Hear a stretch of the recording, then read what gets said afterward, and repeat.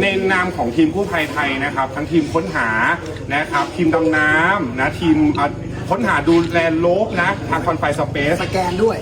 ทีมสแกนถ้ำนะครับแล้วก็หลายๆทีมเมดิคอลหลายๆทีมที่เข้ามานะครับทุกมูลนิธินะครับทุกสมาคมนะครับก็ขอมอบเงินนะครับจำนวน50 ล้านกีบเนี่ยให้2ครอบครัวที่ยังหาหัวหน้าครอบครัวทั้งสองเนี่ยยังไม่พบนะครับก็ขอมอบไว้นะครับผ่านทางท่านเลขานะครับ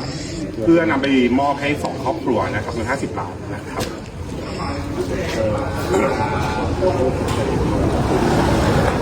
ไปทุกๆทีมงานมาจากประเทศไทยที่เห็นคิดเห็นใจประกอบมัดทำประมาณมันเรือมาช่วยเรือที่พบข้อหายนะครับแต่ว่านอกจากนั้นยังมีน้ำจิตน้ำใจเอาเงินเอามอบให้ครอบครัวดังกล่าวถึงสนิทเจ้าแนะนำต่างนาในทางเมืองจะรับเงินดังกล่าวนี้เพื่อสิไปมอบเป็นทางการในครอบครัวดังกล่าวครับเอาน้ำจิตน้ำใจทั้งหมดนี้เพื่อไปมอบให้ครอบครัวที่สองครอบครัวดังกล่าวครับบอกเพื่อนว่าใส่ใจในครอบครัวปัญหาในครอบครัวนี่ที่ว่า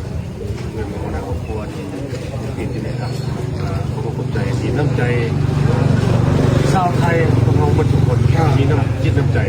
อันนี้ปลื้มใจที่สุดขอบใจครับ